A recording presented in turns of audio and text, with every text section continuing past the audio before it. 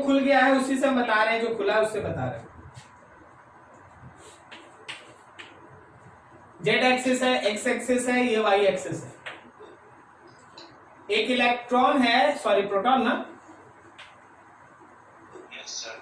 Proton है, मान लो Q charge, यहां से थीटा एंगल पे मूव कर रहा है। This is the direction of velocity, this is the direction of velocity.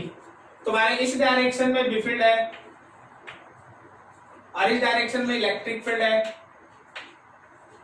अब खुद से सोचो कि अगर वो पर्टिकुलर प्रोटॉन इस एक्सिस पे v वेलोसिटी से मूव कर रहा है, तो उसका स्ट्रेट लाइन पाथ तभी मेंटेन होगा जब ऊपर की तरफ का इलेक्ट्रिक फील्ड और नीचे की तरफ का मैग्नेटिक फोर्स बैलेंस हो। Proton will move on this straight line, proton will move on this straight line only if force, electrical force will balance by magnetic force। अब इलेक्ट्रिकल फोर्स को हम लोग क्या लिख दें, इलेक्ट्रिकल फोर्स को Q ही लिखें, और मैग्नेटिक फोर्स में जरा गौर करना, बी और भी के बीच का एंगल 90 माइनस थीटा है ना। तो क्या यहां होता है B Q V sine theta, तो थीटा में बी और भी के बीच का angle B Q V sine theta. तो ये हो गया Q is equals to B Q V cos theta, या फिर velocity will be equals to E by B cos theta. ये वेलोसिटी है, ये वेलोसिटी है। अब तुमसे बोला गया है पिच निकालने। मान लो इलेक्ट्रिक फील्ड ऑफ कर दो, तो बी और भी के बीच का ये एंगल है। When electric field is switched off,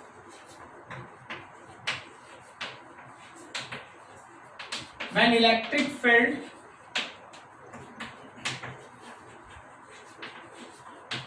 is switched off, when electric field is switched off, remember that when electric field is switched off, then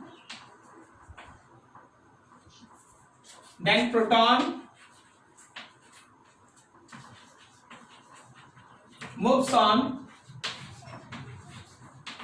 helical path. Proton जो है वो हेलिकल पाथ पे move करता है, और जब proton helical path पे move करेगा, देन पिच, फॉर्मूला याद है, v पैरेलल इनटू टाइम। तो अब v का पैरेलल कंपोनेंट इधर की तरफ v का साइन थीटा आएगा।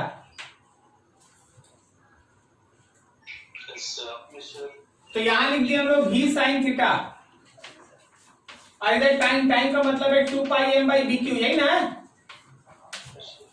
अब v का वैल्यू तो आप पहले से निकाल रखे हैं, e by B of cos theta, साथ में साइन थीटा, और साथ में 2 पाई m बाई bq। तो ये हो गया e बाई बी, बीच में tan थीटा, और साथ में 2 पाई m by bq। This is pitch. ठीक है जी साहिल बाबू? Yes sir. समझ में आया? Yes sir. बताओ सोच के ये लाइन का डिसीजन कैसे लिए? ये दोनों बराबर है, इसका डिसीजन कैसे लिए? XY प्लेन में मूव कर रहा है। एक स्ट्रेट लाइन में मूव कर रहा है, और स्ट्रेट लाइन में मूव करने का मतलब हो गया कि वो डिफ्लेक्ट नहीं कर रहा, मतलब ऊपर और नीचे वाला फोर्सेस बैलेंस है, सही ना? Yes sir. तो बैलेंस करके हम भी निकालिए, और भी के बाद फिर आगे का कॉन्सेप्ट आपके सामने नोट कीजिए बढ़िया से। क्या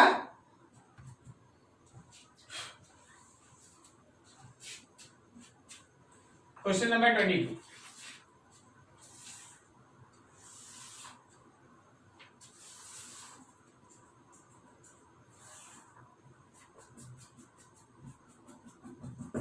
ऐसा है, ठीक है?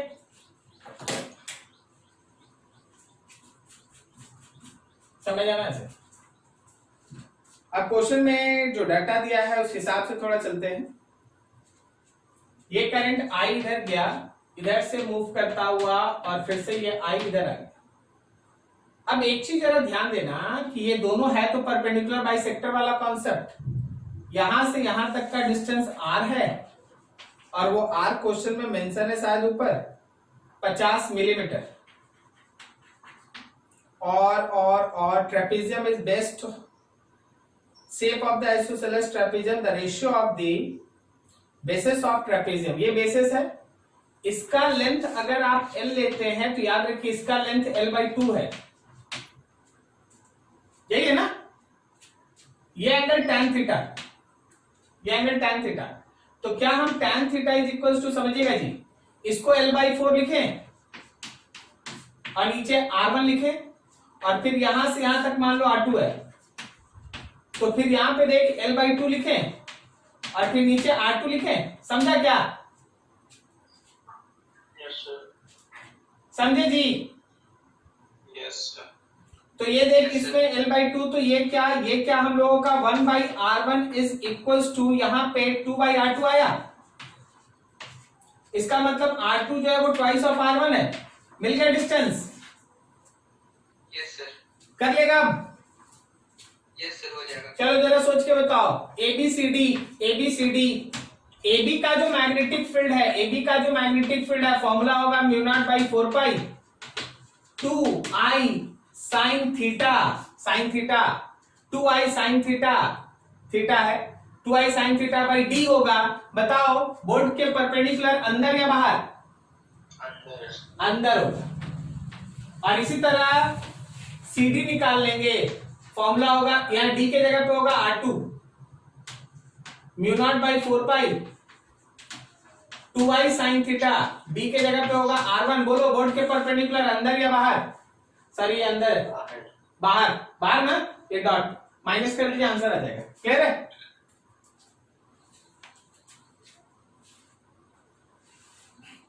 ठीक है जी। Yes sir. BC के कारण यहाँ बी फील्ड क्यों नहीं है? BC के कारण यहाँ बी फील्ड क्यों नहीं है? Line of action.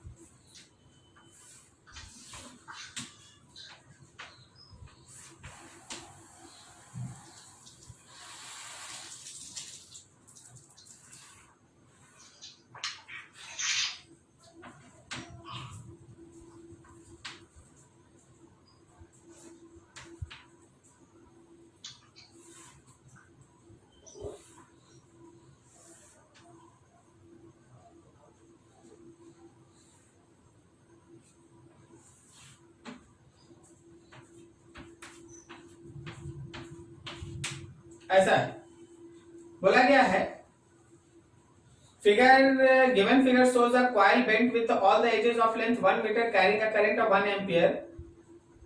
There exists in a space of uniform magnetic field 2 Tesla in positive y direction. ये y एक्सिस है, ये z एक्सिस है और ये x एक्सिस है। तो जो हम लोग का करंट है, करंट कितना भाई? 1 एम्पियर। करंट है 1 एम्पियर, जो एज लेंथ है वो है 1 मीटर और जो बी फील्ड है वो 1 टेस्ला ना, नहीं 2 टेस्ला। तो बोला क्या गया है, फाइंड क्या करना, find the torque on the loop. इस लूप के ऊपर टॉर्क लिखना है। हम क्या कर रहे हैं ना, सब एजेस का नाम लिख रहे हैं। बी फील्ड की तरह भाई वाई एक्सिस की तरफ, ये है बी फील्ड,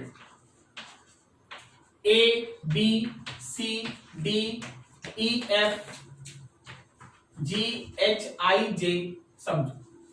अब जरा देखो तो इस बी फील्ड की वजह से जो मेरा फोर्स है, फोर्स बीसी पे, फोर्स डीई पे, फोर्स एफजी पे और फोर्स एचए पे, क्या वो सब जीरो है?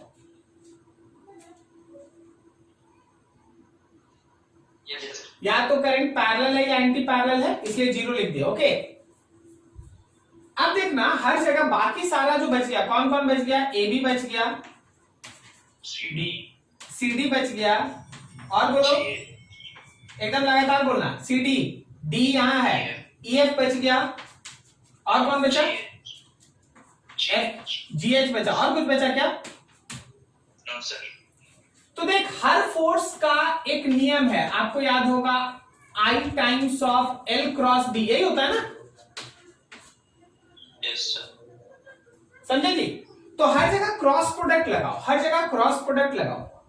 तो जब तुम यहां लगाएगा AB पर तो I times of L, AB का लिखेंगे K cap, L K cap, बोलो जी। Yes, sir. L K cap cross product B J cap, B J cap.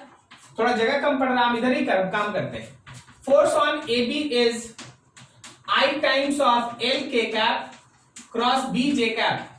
बोलो I B I L, I cross B I L, I sorry Minus I cap. K cross J किसके बराबर है? Minus I cap. Minus I cap. चलो ठीक है। अब इसी तरह से अगला फोर्स निकालेंगे हम लोग CD पे। I times of CD, CD कहां है? CD बताओ इसका क्या लिखे? L के साथ I कैप। अरे बोलो भाई, Yes, sir. क्यों आई कैप लगा रहे? क्योंकि इसका डायरेक्शन देख एक्स एक्सिस की तरफ है। Yes, sir. ठीक है। अब आई क्रॉस बी आई एल लिख दो, बी आई एल लिख दो। आई क्रॉस जे क्या के कैप होगा? Yes, sir. फिर अगला देखो एफ ई एफ लिख रहे हैं, ये वाला ई एफ खोज लो। ये नहीं एफ, बोलो लेंथ क्या लिखेगा? लेंथ क्या लिखेगा? देख नीचे जा रहा, लेंथ क्या लिखेगा?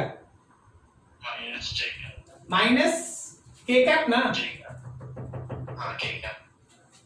आई L minus K cap cross product B J cap. 0. Zero, K और जे जीरो होता है। J. I cap होगा. Minus B I L I cap, K dot J minus, फिर एक और माइनस, तो हो गया B I L I cap. चलो और एक और बच गया एफ जी एच। समझ में आ रहा साहिल बाबू? Yes, sir. बोलिए जीएच का लेंथ वेक्टर बोलिए, करंट एलिमेंट बोलिए। अंदर है भाई, minus I cap Cap. Cross product B J cap. Minus K cap. B I L I cross J K होता है, so it is minus of B I L. अब जो है गौर करो, तुम्हारे पास चार फोर्सेस पे कंसंट्रेट। इसमें देखो माइनस आई कैप है, इसमें देखो के कैप है, इसमें देखो आई कैप है, और इसमें देखो माइनस के कैप। तो नेट फोर्स तो लूप पे जीरो है। क्या बोलता है? Yes. अगर हम इस लूप पे नेट फोर्स बोले तो नेट फोर्स इस पूरे लूप पे जीरो है, इस पूरे लूप पे नेट फोर्स जीरो है।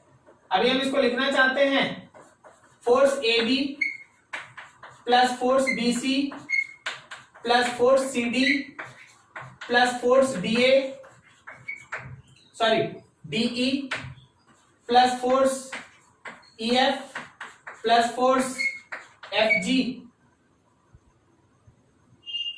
Plus force G H and plus force H A. इसमें से चार फोर्स जीरो है, वहां दिख रहा है। कौन कौन जीरो है? तो बीसी जीरो है, और बोलो डीई जीरो है, अगला कौन? एफ जी जीरो है, और फिर नेक्स्ट कौन? H A zero. ये सब जीरो है। और गौर करना कौन किसको कैंसिल कर रहा है? फोर्स ए बी को कौन कैंसिल कर रहा है? बोलो बोलो EF. EF. Force A B को ईएफ कैंसिल कर रहा है, तो ए बी जो है वो ईएफ से कटा, और सीडी को एचजी कैंसिल कर रहा है, सीडी को एचजी कैंसिल कर रहा है। क्लियर? तो net force is zero. But इसका मतलब क्या है? टॉर्क जीरो है क्या? No, sir. नहीं, टॉर्क जीरो नहीं, टॉर्क जीरो नहीं। They will create couple, they will create couple. कौन कौन कपल बना रहा है? Force A B and force E F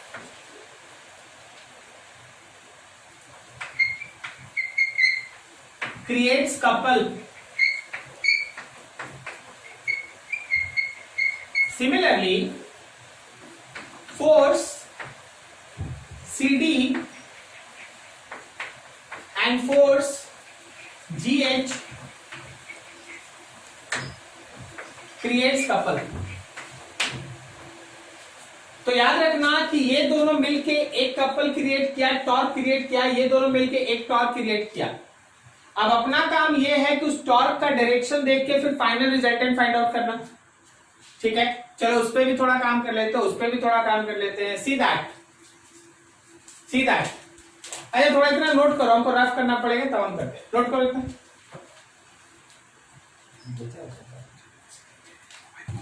हो गया. सर सीडी और जीएच वाला कपल नहीं बन रहा है.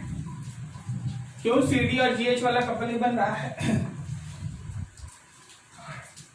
सीडी है के कैप यस सर. और जीएच है माइनस के कैप. मतलब ड्रॉ करने पे सर. हाँ देखेंगे, वही हम देखने भी आ रहे हैं. तो देख ए बी ये है, इस पे फोर्स है माइनस आई कैप मतलब अंदर. Yes sir. अब देखो सीडी के कैप, सीडी कहाँ है? यहाँ है, और के कैप का मतलब हो गया ऊपर. के कैप का मतलब हो गया ऊपर. अब जरा गौर करो इस पे नहीं, ईएफ पे देखो, ईएफ पे गौर करो. आई कैप मतलब बाहर.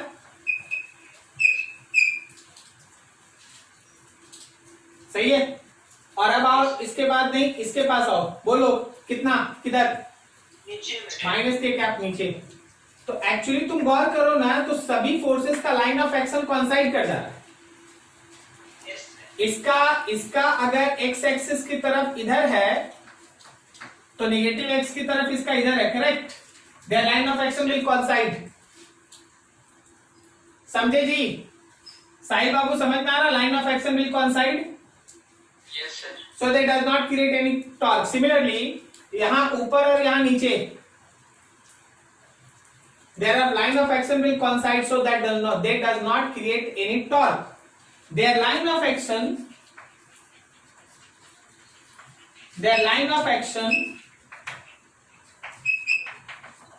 will coincide, so they does not create torque. वो टॉर्क क्रिएट नहीं करता. They does not create torque. वो टॉर्क क्रिएट नहीं करता. नोट करो बढ़िया से. खत्म.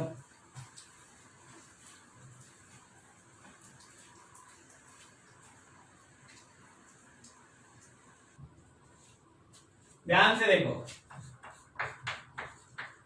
concept of permanent magnet as magnetic dipole. Concept of permanent magnet as magnetic dipole. Concept of permanent magnet as magnetic dipole.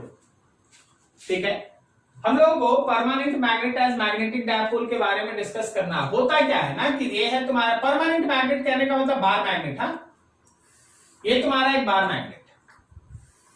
हर एक बार मैग्नेट में north और साउथ करके दो पोल्स होता है. मैग्नेट का अपना एक लेंथ होता है. This is length of magnet. ठीक है, अब जरा गौर करना, उसके नॉर्थ पोल से मैग्नेटिक फील्ड लाइंस बाहर ओरिजिनेट होता है और उसके साउथ पोल पे मैग्नेटिक फील्ड लाइंस ऐसे टर्मिनेट होता है. बाहर में ये मैग्नेटिक फील्ड लाइंस ऐसे घूम के वापस आते हैं. ठीक है, तो इसको आप मैग्नेटिक फील्ड लाइंस कहते हैं. ये मैग्नेटिक फील्ड लाइंस कहलाता है. बिल्कुल वैसे ही जैसे कि आप इलेक्ट्रिक फील्ड लाइंस पढ़े हैं ना, उसी तरह मैग्नेटिक फील्ड लाइंस. अगर आप बोलिएगा कि सर इसका एक दो इंपॉर्टेंट कैरेक्टर, तो एक दो इंपॉर्टेंट कैरेक्टर हम यही शॉर्ट में लिख देते हैं. किसी भी पॉइंट पे अगर आप टेंजेंट बनाइएगा, tangent at any point gives direction of B field. Correct ना? Yes. Gives direction of B field. जैसे मान लो कोई चाहता है कि सर यहाँ बेफिल्ड का डायरेक्शन दिखा दे, तो ये रहा भाई बेफिल्ड का डायरेक्शन। कोई बोला सर यहाँ पे, तो ये रहा बेफिल्ड का डायरेक्शन। ठीक है। दूसरा देखो,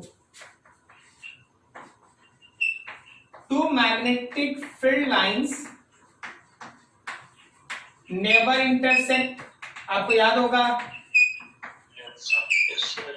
दो मैग्नेटिक फील्ड लाइंस इंटरसेक्ट नहीं करता। ठीक है, and so on. It always forms close loop. Okay, it always form close loop, ये हमेशा क्लोज लूप बनाता है। तुम देख, बाहर में मैग्नेटिक फील्ड लाइन नॉर्थ से निकला है, साउथ पे टर्मिनेट हुआ, लेकिन अंदर में ये साउथ से नॉर्थ है। सही है ना? किसी भी मैग्नेट के बाहर में आउटसाइड द मैग्नेट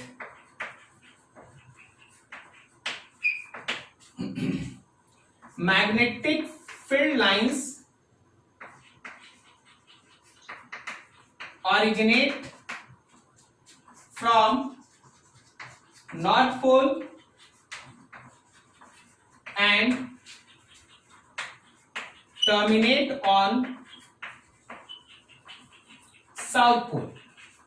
ऑरिजिनेट करता है नॉर्थ पोल से और टर्मिनेट करता है साउथ पोल पे। ठीक है, outside the magnet. But inside the magnet क्या होता है? But inside magnetic field lines moves from south to north pole, south से नॉर्थ पोल। तो हमेशा ध्यान रखना है कि ये इलेक्ट्रिक फील्ड लाइन जैसा नहीं है। Electric field lines never forms close loop. क्या सही बोले? क्या सही बोले? Electric field lines never forms close loop. देख भाई, प्लस से निकलता माइनस पे खत्म होता है, लेकिन magnetic field lines always forms close loop. Magnetic field lines always forms close loop. Electric field lines never forms close loop. Is this clear? Yes sir. अब जरा इस लाइन को जरा तुम हमको आंसर देना, आज देना, अगले दिन देना, कोई बात नहीं। Electric field lines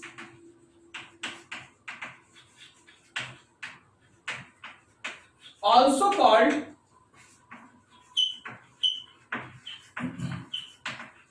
electric lines of force. Okay, electric field lines को आप इलेक्ट्रिक लाइंस ऑफ फोर्स भी कहते हैं। But magnetic field lines are not said as magnetic lines of force. Electric field lines को आप इलेक्ट्रिक लाइंस ऑफ फोर्स भी कह सकते हैं, लेकिन मैग्नेटिक फील्ड लाइंस को आप मैग्नेटिक लाइंस ऑफ फोर्स नहीं कर सकते। कोई आपको बता सकता है तुरंत आंसर इसका? एकदम सही बोला, एकदम सही बोला। इलेक्ट्रिक फील्ड लाइंस में जो इलेक्ट्रिक फील्ड लाइन का डायरेक्शन होता है वही फोर्स का भी डायरेक्शन होता है, करेक्ट। लेकिन मैग्नेटिक फील्ड लाइंस में जो मैग्नेटिक फील्ड लाइंस का डायरेक्शन होता है फोर्स तो उसके परपेंडिकुलर होगा ना। क्या आप खुद से इसका आंसर लिख लेंगे? ठीक है, तो ध्यान रखिएगा। अब थोड़ा और आगे आइए, इस चीज को और आगे क्लियर समझिए। हर एक permanent magnet, in case of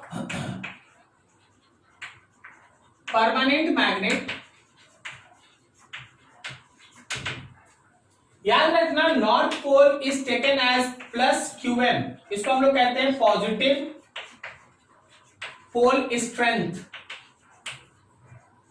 north pole को प्लस लेना है और साउथ पोल को माइनस लेना है, negative pole strength. Positive pole strength है, निगेटिव पोल स्ट्रेंथ। मतलब यह है कि अगर तुम्हारे पास कोई एक मैग्नेट है, ऑब्वियसली उसका नॉर्थ और साउथ पोल है, तो वो इक्विवेलेंट है एक डायपोल की तरह, मैग्नेटिक डायपोल की तरह, प्लस QM और minus QM having length L।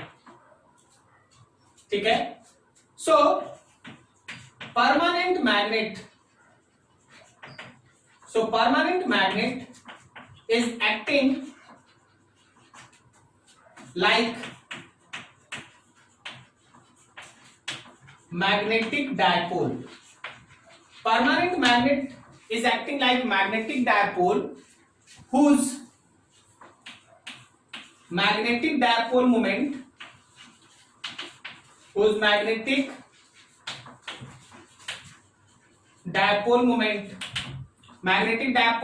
को हम लोग यहां m लिख दे रहे हैं and that can be written as qm into L direction south to north. South to north क्यों हुआ बोलो? अरे भाई निगेटिव से पॉजिटिव यही ना होता है डायपोल में. डायपोल में निगेटिव से पॉजिटिव ना होता है. तो साउथ से नॉर्थ. क्लियर हो रहा है? नोट करो यहां तक, फिर आगे बढ़ेंगे. नोट करो.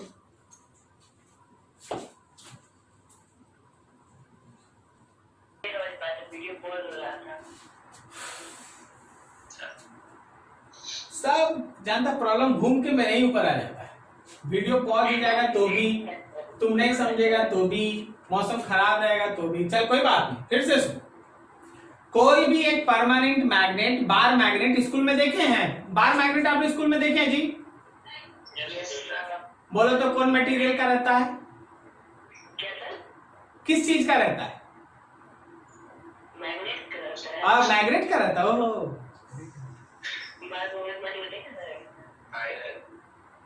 स्टील का रहता है. स्टील का रहता है. स्टील का. ठीक है. हाँ, वो एक्चुअली पोलैरिटी को दिखाने के लिए रहता है, रेड और ब्लू. ओके. ब्लू जो है वो हम लोगों का नॉर्थ पोल होता है, रेड है साउथ पोल. देखो अब यहां देखो, समझो कि एक परमानेंट मैग्नेट जो रहता है उसका जो नॉर्थ पोल है, मैग्नेटिज्म में उस नॉर्थ एंड को हम लोग प्लस क्यूएम और साउथ एंड को माइनस क्यूएम से दिखाएंगे. ऐसा मत सोचना कि वहां कोई चार्ज है. हम लोग इजी वे से पढ़ने के लिए उसको नॉर्थ और साउथ को चार्ज की तरह ट्रीट करेंगे, मैग्नेटिक चार्ज क्यूएम. और उसका नाम होता है प्लस क्यूएम का मतलब पॉजिटिव पोल स्ट्रेंथ और माइनस क्यूएम का मतलब होता है निगेटिव पोल स्ट्रेंथ. तो अगर एक जगह प्लस क्यूएम है, एक जगह माइनस क्यूएम है और बीच में एक डिस्टेंस है, तो वो एक डायपोल है. वो एक डायपोल है, परमानेंट डायपोल. और उस परमानेंट मैग्नेटिक डायपोल का वैल्यू होता है, डायपोल मोमेंट का वैल्यू होता है चार्ज इनटू डिस्टेंस. जैसे डायपोल मोमेंट होता है और इसका डायरेक्शन होता है निगेटिव टू पॉजिटिव, तो साउथ से नॉर्थ. ओके.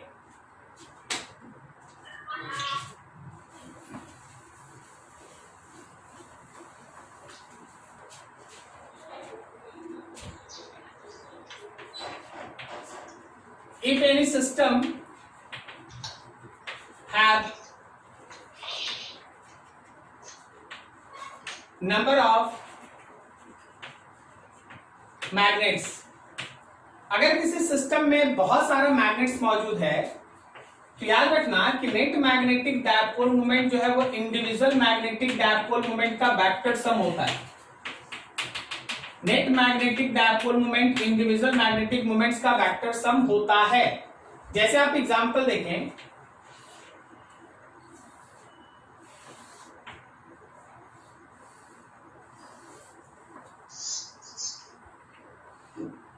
एक मैग्नेट का नॉर्थ साउथ, दूसरे मैग्नेट का south north, they are identical. ये एक मैग्नेट है, ये एक दूसरा मैग्नेट है, दे आर आइडेंटिकल.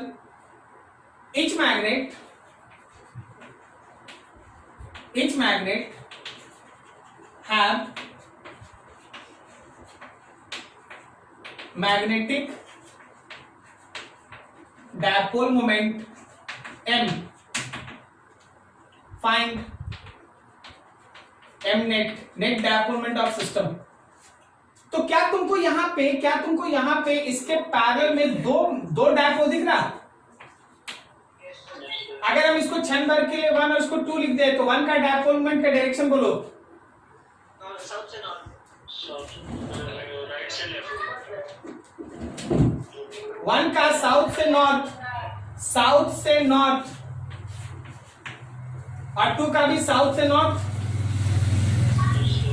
तो एक डायपोल मोमेंट इधर है भाई, और एक डायपोल मोमेंट ऊपर है, 90 हो गया ना।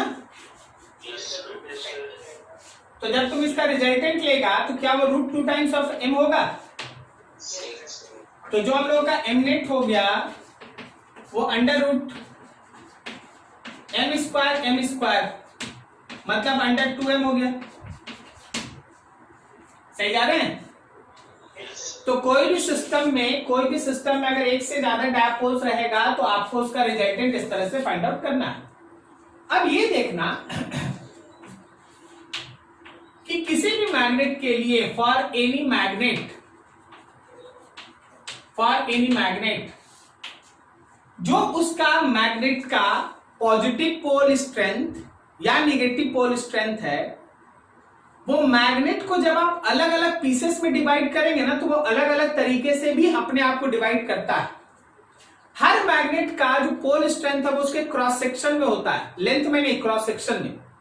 मतलब अगर क्रॉस सेक्शन को आप हाफ कर देंगे ना तो पोल स्ट्रेंथ आधा हो जाएगा, लेकिन अगर आप लेंथ को हाफ कर देंगे तो पोल स्ट्रेंथ पे कोई इफेक्ट नहीं पड़ेगा। ठीक है, बहुत इंपॉर्टेंट है, ध्यान रखना। For any magnet pole strength will be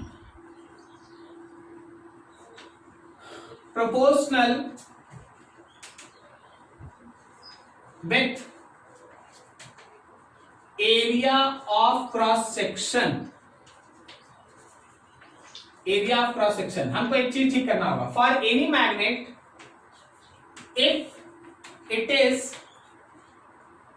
divided into pieces, अगर वो पीसेस में डिवाइड हुआ तो pole strength will be proportional with area of cross section but remains unchanged if length is divided। अगर आप किसी पर्टिकुलर मैग्नेट को lengthwise तोड़ेंगे फर्क नहीं पड़ता, पोल स्ट्रेंथ वैसे ही रह जाएगा। बट अगर आप किसी मैग्नेट को एरिया ऑफ क्रॉस सेक्शन से कट करते हैं तो जिस प्रोपोर्शन में एरिया कटेगा पोल स्ट्रेंथ उसी प्रोपोर्शन में होगा। आधा एरिया आधा pole strength, 1/3 area 1/3 pole strength. Is this clear? समझ में आया क्या? अब देखो यहां पर थोड़ा सा इस लाइन को ध्यान में रख के इस चीज का आंसर देना, सोच के बताना। मेरे पास एक बड़ा सा ऐसा मैग्नेट था और इसका मैग्नेटिक मोमेंट m था। अब हम इस मैग्नेट को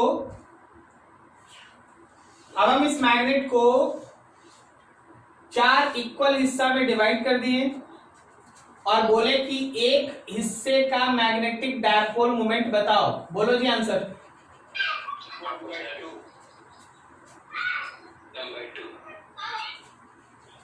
बोलो जी आंसर, फिर से बोलो जी आंसर। अब बोले फिर से बोलो आंसर। m/4 होगा। Very good. अरे अंशु बाबू जब पोल स्ट्रेंथ बोले तो खाली पोल स्ट्रेंथ देखिएगा, लेंथ नहीं देखिएगा। m का वैल्यू लिखेगा qm/l। तो यहां जब एरिया आधा हुआ तो qm/2 हुआ, तो लेंथ नहीं देखेगा, l/2 हुआ। तो नया जो मैग्नेटिक मोमेंट लिखेगा उसमें लिखेगा qm/2 और l/2। तो क्या ये है m/4? क्या जी उदय चौरसिया, समझ में आया जी? अब आप बोलिएगा सर आप गुस्सा रहते हैं जी। अब आप बोलिएगा कि सर आप तो गुस्सा आ जाते हैं। ऊपर वाले को ध्यान में रख के आंसर दो सर, ऊपर वाले को सिर्फ ध्यान में रख के आंसर दे दीजिए। तो हम गुस्सा नहीं रहे हैं, एक्चुअली आप गलत बोलिएगा तो हम क्या बोले, बहुत अच्छा बहुत अच्छा, ऐसा बोले बहुत अच्छा। नहीं सर, ठीक है। तो ऐसा qm = m = qm/l और उधर हो गया देखो। तो पोल स्ट्रेंथ जिस प्रोपोर्शन में टूटेगा ना, या सॉरी गलत बोल दी, एरिया ऑफ क्रॉस सेक्शन जिस प्रोपोर्शन में टूटेगा पोल स्ट्रेंथ उसी प्रोपोर्शन में टूटेगा, लेकिन लेंथ से उसको कोई मतलब नहीं है। अब मान लीजिए जैसे हम इसका 3 हिस्सा करते, जरा गौर करना। हम इसका दो हिस्सा करते हैं, दो हिस्सा मतलब ऐसे हिस्सा करते हैं। बताइए इस हिस्से का मैग्नेटिक डायपोलमेंट हाफ हो जाता है, यहां हो जाता QM/2, ये हो जाता -QM/2 और लेंथ एल रहता तो ये होता M/2। क्या सही है ना? ठीक है। अब बताओ जैसे मान लीजिए मैग्नेट है और हम इसका 3 हिस्सा ऐसे कर देते और फिर बोलते हैं कि चलो भाई एक हिस्से का अपना काम बताओ, बोलो आंसर। M/3 हो जाता। क्या ठीक है? समझ में आ गया? तो ये जस्ट तुम्हारा स्टार्टिंग का चीज है, नोट करो फटाफट, जल्दी करो।